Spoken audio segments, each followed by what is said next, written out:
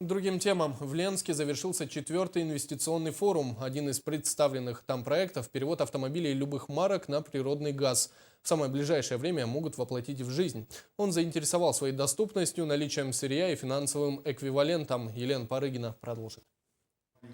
На форуме в Ленске одним из проектов, заслуживших пристального внимания руководителей районов, государственных и частных предприятий, стал применение компримированного природного газа, а проще сказать, перевод автомобилей на газовое топливо. Его презентовал исполнительный директор общества с ограниченной ответственностью «Сахаметан» Руслан Шипков. Разработчики утверждают, что это самый дешевый вид топлива на сегодняшний день. 1 кубометр сжатого газа стоит 12 рублей, тогда как 1 литр бензина или дистоплива в 3 раза дороже. В городе Якутске у нас работают уже 2 такие заправки, более 600 единиц автомобилей работают на газе, как карбюраторных, так и дизельных. В прошлом году Якутск закупил автобусы дизельные и с работой двигателя на газовом режиме. Уже весной этого года транспортники поняли, что это было ошибкой. С 1 апреля этого года дизельные автобусы поставили в гараж. Работать остались только газовики. Город Якутск в прошлом году завез 42 тысячи тонн бензина и дизельного топлива для бюджетной сферы, федеральной, республиканской, муниципальной,